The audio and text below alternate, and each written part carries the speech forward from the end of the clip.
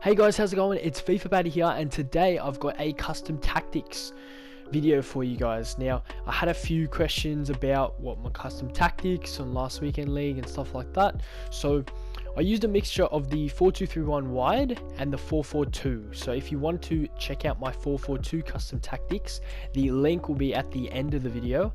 But I also used the 4-2-3-1 wide custom tactics, which is what I'm going to be showing you here. Now, the 4-2-3-1 wide custom tactics is especially useful when you're versing someone that's either drop back or low width or overload ball side, which is pretty much the same thing, but people tend to use overload ball side in conjunction with like a medium sort of width, and then they just sort of toggle it on and off. And let me show you the custom tactics now. So I'm going to quickly interrupt this video to say that there's a lot of you guys that are watching these videos that are still not subscribed to the channel.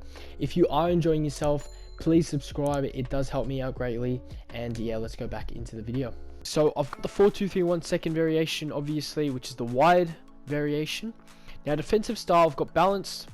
I don't really mess around with the pressure on heavy touch or any of this. You can, if you want, go pressure on heavy touch, but I'll just leave it at balanced. Width, I've got 4. Depth, I've got at 7.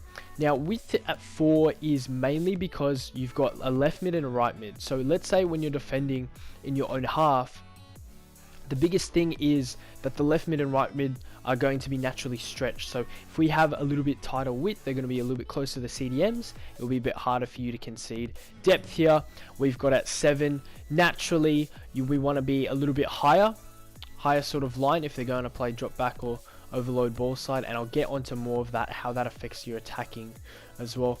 Defensive, offensive style, I just go on balanced here. Don't really want to mess around with any of that as well. And width, I've got at 7 as well. So it's quite a wide formation, and that's where most of the build up is going to occur on the wings. 4 players in the box. I don't really want a lot of players in the box. I just want the natural player runs of the players, and then 1 corners, 1 free kicks. So we'll head over to the instructions now. Let's start with the striker. I've got stay central, and then everything else balanced. I've got stay forward as well. The main thing is stay forward helps with the counters, having that higher player. Stay central, you don't want this guy to be drifting wide, okay? You've already got the wingers to be doing that. You want the striker to stay in the middle of the pitch and to be running that sort of channel between the centre backs. Alright. Attacking runs, leave that all in mixed, balanced. Cam, we've got basic defensive support, and then the rest balanced. I've got conservative interceptions for interceptions. That's mainly because I want to control the cam myself, just manually. You can come back on defense if you're struggling defensively and you need that extra support, but it's gonna hinder you with the counters, you know. So I like to have it on basic. So then that way I've got the cam a little bit closer to the striker, so he's a bit easier to link up on the counters, because that's the main way you're going to score against the overload ball side, through the counters. So we've got CDMs, cut passing lane, stay back while attacking, cover center. Pretty self-explanatory. The more attacking one, if you want, can go balanced attack. However, I think on this formation you'll be fine with just stay back while attacking, because you've got such a high depth naturally, you know. And now for the wingers, we've got come back on defense, get in behind, and get into box for cross. Now, some people run basic for the wingers or the wide cams.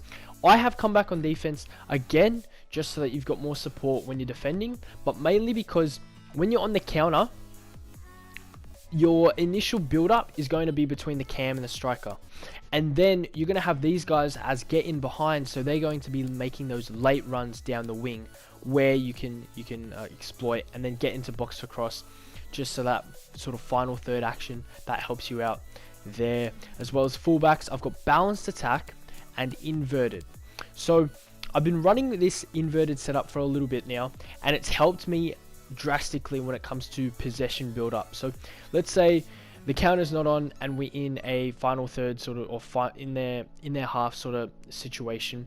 They're heavy in the box, they've got lots of numbers back. We got balanced attack here, and because we're not doing fast build up or any of that, they're not going to be pushing too high, but it's just going to be sitting sort of in line with the CDMs usually.